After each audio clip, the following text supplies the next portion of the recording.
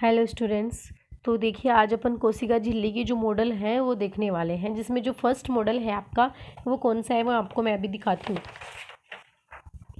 देखिए फर्स्ट जो मॉडल है कोशिका झिल्ली का, कोशिका झिल्ली के मॉडल या प्रतिरूप अपन इसको बोल सकते हैं। तो जो फर्स्ट मॉडल है वो क्या है, सैंडविच मॉडल या जिसको पीएलपी मॉडल भी बोला जाता है। अब अपन देखते हैं इसके बारे में। देखिए ये जो मॉडल है, इस प्रतिरूप को या इस मॉडल को जो प्रतिपादन है वो डैनियल और डेविसन जो नामक वैज्ञानिक थे उन्होंने किया था। यानी जो अपन बात करें कि अगर आपको कोई पूछे कि सैंडविच मॉडल किसके द्वारा दिया गया, तो आप क्या बोलोगे, डैनियल और डेविसन के द्वारा। ठीक है। अब इसमें क्या होता है, इस मॉडल के अनुसार प्रोटीन की दो परतें होती हैं। यानी डैनियल और डेविसन का जो मॉडल है जिसको बोला जाता है सैंडविच मॉडल। अब आपको मैं ये भी बताऊंगी कि इसको सैंडविच मॉडल क्यों बोलते हैं। ठीक है। यानी इस मॉडल के अनुसार क्या होता है कि जो प्रोटीन की है वो कितनी परतें होती हैं, दो परत होती है।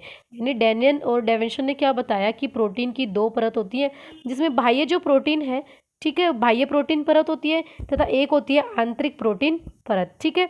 अब इन दोनों परतों के मध्य क्या पाया जाता है, फास्फोलिपिड पाया जाता है। यानी दो प्रोटीन होती हैं, एक बाह्य प्रोटीन, एक अंदर वाली प्रोटीन। तो दोनों परतों के मध्य क्या पाया जाता है, फास्फोलिपिड पाया जाता है। इसलिए इसकी संरचना सैंडविच मॉडल मतलब बनती है, सैंडविच मॉडल।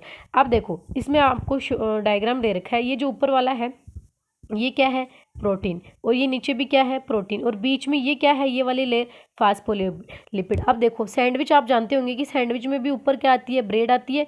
ठीक है। बीच में क्या आता है, मसाला टाइप आता है, और लास्ट में नीचे वाली साइड में भी क्या आती है, ब्रेड आती है। तो दोनों ब्रेडों के बीच में क्या पाया जाता है, मसाला होता है। इसी टाइप से इनके ऊपर भी क्या होता है, ऊपर प्रोटीन, नीचे भी प्रोटीन, और बीच में क्या हो गया, फास्फोलिपिड। इसलिए इसको क्या बोला जाता है, सैंडविच मॉडल बोला जाता है। ये फर्स्ट मॉडल हो गया किसका, कोशिका झिल्ली का। कोशिका झिल्ली आप जानते ही होंगे, कोशिका झिल्ली क्या होती है। देखिए ये एक प्रकार की सेल है। ठीक है। और सेल में क्या पाया जाता है, जीव द्रव्य या कोशिका द्रव्य। ठीक है। और ये कोशिका द्रव्य को ढकने की जो लेयर है, यानी जो कोशिका द्रव्य जिस लेयर से ढका हुआ होता है उसी को क्या बोला जाता है, कोशिका झिल्ली। ये क्या है, कोशिका झिल्ली। इसी को क्या बोला जाता है, कोशिका झिल्ली बोला जाता है। ठीक है। तो कोशिका झिल्ली के बारे में कितने मॉडल हैं, 3 मॉडल हैं, जिसमें फर्स्ट जो मॉडल है सैंडविच मॉडल वो मैंने आपको बता दिया। ठीक है। अब देखिए दूसरा जो मॉडल है वो क्या है, इकाई कला मॉडल। यानी इकाई कला मॉडल में क्या बताया गया है, इस मॉडल का प्रतिपादन रॉबर्टसन जो वैज्ञानिक थे, रॉबर्टसन नामक जो वैज्ञानिक थे उन्होंने किया था। यानी जो इकाई कला मॉडल है उसका प्रतिपादन किसने किया, रॉबर्टसन ने। ठीक है। इस मॉडल के अनुसार क्या होता है कि कोशिका झिल्ली प्रोटीन और फास्फोलिपिड की बनी होती है। अपन जानते हैं कि जो कोशिका झिल्ली होती है वो किसकी बनी होती है, प्रोटीन और फास्फोलिपिड की बनी होती है। लेकिन इसने क्या कहा कि जो एक इकाई के रूप में व्यवस्थित होती है, यानी एक इकाई के रूप में, एक यूनिट के रूप में वो रिप्रेजेंट यहाँ पे होती है। डायग्राम आप देख सकते हैं, ऊपर ये क्या है, प्रोटीन, नीचे भी क्या है, प्रोटीन, और बीच में ये क्या है, फास्फोलिपिड। ठीक है। यानी एक सीक्वेंस में है ये। ठीक है। इसलिए इसको क्या बोलेंगे, इकाई कला मॉडल। दोनों मॉडल आपको समझ में आए होंगे, रिपीट कर देती हूँ। पहला मॉडल अपन ने देखा था क्या, सैंडविच मॉडल। सैंडविच मॉडल दिया गया था डैनियल और डेविसन के द्वारा, जिसमें क्या बताया गया था कि दो क्या होती है, प्रोटीन की परत होती है, ऊपर वाली प्रोटीन और बाह्य नीचे वाली प्रोटीन, या फिर बोल सकते हैं आप बाह्य प्रोटीन और आंतरिक प्रोटीन। और इन प्रोटीन्स के मध्य क्या होता है, फास्फोलिपिड पाया जाता है। ये सैंडविच मॉडल हो गया। इस इकाई कला में क्या होता है, अभी बताया कि जो कोशिका है, कोशिका झिल्ली है वो प्रोटीन और फास्फोलिपिड की बनी होती है और एक इकाई के रूप में होती है। ठीक है। ये दोनों मॉडल हो गए। थर्ड जो मॉडल है वो बड़ा इंपॉर्टेंट मॉडल है, जिसको बोला जाता है क्या, तरल मौजके मॉडल। क्या बोला जाता है इसको, तरल मौजके मॉडल। तरल मौजके मॉडल का ये एक पूरा डायग्राम है। ठीक है। आपको मैं समझाऊंगी अभी। अब देखिए इस मॉडल का जो प्रतिपादन है वो आपको बताती हूँ मैं। इस मॉडल का जो प्रतिपादन है वो सिंगर और निकोल्सन नामक वैज्ञानिक थे, उन्होंने किया था। यानी जो सिंगर और निकोल्सन नामक जो वैज्ञानिक थे उन्होंने इस मॉडल का प्रतिपादन किया था। इसके अनुसार क्या होता है, देखिए इसके अनुसार कोशिका झिल्ली प्रोटीन व फास्फोलिपिड द्वारा बनी हुई होती है। यानी जो सिंगर और निकोल्सन नामक जो वैज्ञानिक थे उन्होंने क्या बताया कि जो कोशिका झिल्ली है वो प्रोटीन और फास्फोलिपिड के द्वारा बनी हुई होती है। ठीक है। तो प्रोटीन बाहर की ओर उपस्थित होती है और अंदर की ओर उपस्थित प्रोटीन को आंतरिक प्रोटीन, यानी एक प्रोटीन बाहर की ओर एक प्रोटीन अंदर की ओर उपस्थित होती है।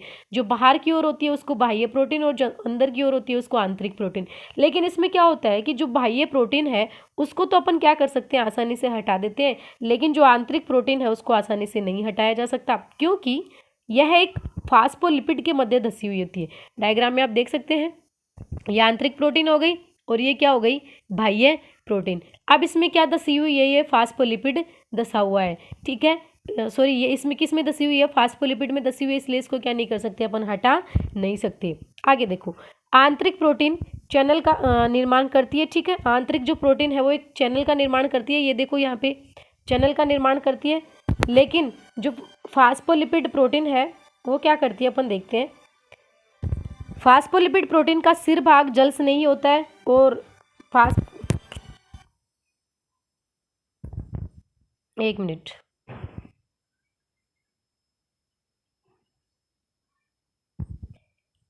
देखिए, फास्फोलिपिड का जो सिर वाला भाग है वो तो क्या होता है, जल स्नेही होता है, और पूंछ वाला भाग क्या होता है, जल विरागी होता है। ये क्या हो गया, सिंगर और निकोल्सन का मॉडल हो गया, ठीक है। अब अपन देखते हैं कि कोशिका झिल्ली के काम या प्लाज्मा झिल्ली के काम देख लेते हैं, ये क्या करती है। देखिए, कोशिका झिल्ली कोशिका को निश्चित आकृति प्रदान करती है। अभी मैंने आपको बताया था कि ये क्या है, एक कोशिका है, ठीक है। अब इसके अंदर क्या भरा हुआ है, कोशिका द्रव है, जिसको आप बोल सकते हो जीव द्रव है। अब ये जीव द्रव को ढकने का काम, यानी कोशिका जो द्रव है उसको ढकने का काम कौन कर रहा है, ये कौन, कोशिका झिल्ली। अब एक ये कोशिका को एक निश्चित आकार भी प्रदान कर रही है। अब मान लो ये कोशिका झिल्ली नहीं होती, क्या तुम कोशिका का आइडिया लगा पाते कि कोशिका कौन सी शेप में है, ठीक।